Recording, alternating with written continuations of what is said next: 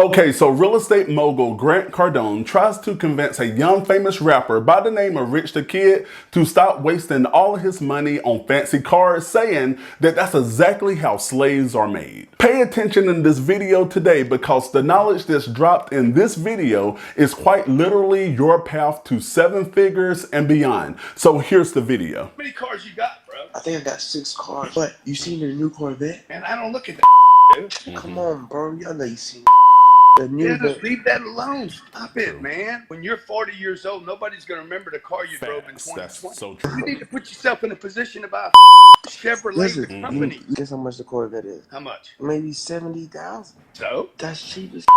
Look, go below the 70 grand, okay? No, You tell me. guys- No. Tell me what should I do with the 70 grand? If you didn't have 70 grand, would you be looking at the car? Good question. Exactly. No, So you shouldn't have the money. The problem is you got the money. The problem's not the car. The problem is you got a bunch of money sitting around. This is what they want you to do, bro. This is how they make slaves. Wow. You So know? what I do with the 70 grand instead? But the money you got to go earn, you should never spend. You should invest all the earned money and blow the earn.